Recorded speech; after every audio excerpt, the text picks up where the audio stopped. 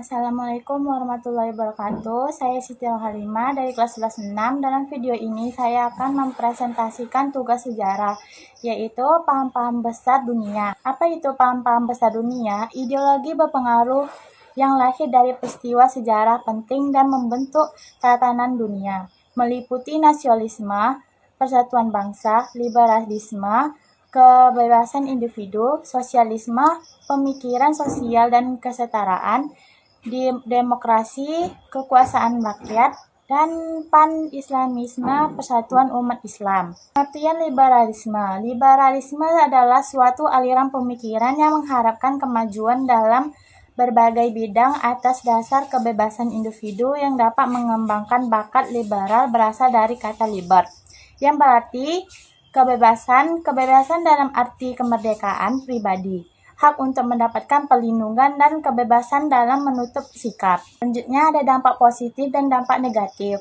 Dampak positif berisi berperlindungan hak-hak individu dan kebebasan berpendapat, kemajuan industri dan sektor swasta yang demokratis, dan serta pembebasan dari diskriminasi seperti apartheid karena mengunjungi tinggi kesetaraan dan keadilan. Dampak negatif berisi tentang kesenjangan ekonomi, fragmentasi sosial karena individualisme ekstrem, praktik monopoli yang merugikan persaingan, pengabaian keadilan sosial, serta kerentanan terhadap krisis finansial akibat pasar bebas yang tidak terkendali, sebagaimana terlihat pada krisis finansial Asia 1997. Selanjutnya, tujuan liberalisme. Tujuan liberalisme ada dua, yaitu 1. Menjamin kebebasan individu, memberikan hak dan kebebasan seluas-luasnya kepada setiap orang, seperti kebebasan berpendapat, beragama, berusaha, dan berkumpul. 2. Menegakkan persamaan hak, menolak adanya diskriminasi berdasarkan status sosial, keturunan, ras, maupun agama, sehingga semua orang dipandang sama di hadapan hukum. Selanjutnya yaitu tokoh liberalisme. John Locke dari 1623 sampai 1704. Menjamin kebebasan individu, memberikan hak dan kebebasan seluas-luasnya kepada setiap orang, seperti kebebasan berpendapat, beragama, berusaha, dan berkumpul.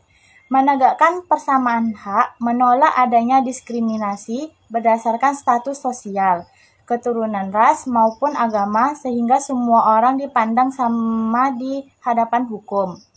Membatasi kekuasaan pemerintah, negara tidak boleh terlalu mengatur kehidupan pribadi warganya.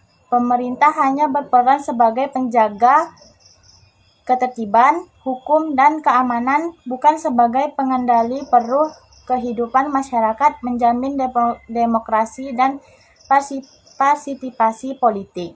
Adapun yang terakhir yaitu kesimpulan.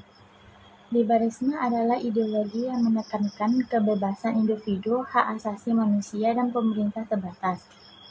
Tujuannya adalah menciptakan masyarakat yang bebas, adil, dan makmur, dengan prinsip-prinsip seperti kebebasan individu, hak asasi manusia, dan ekonomi pasar bebas.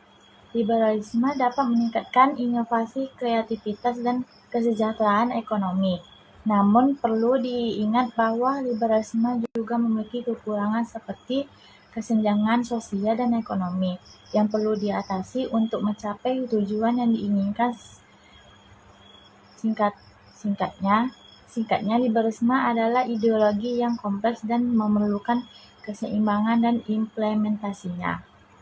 Sekian presentasi tentang liberalisme. Mohon maaf atas kesalahan atau kesalahan kata. Saya tutup dengan Assalamualaikum warahmatullahi wabarakatuh.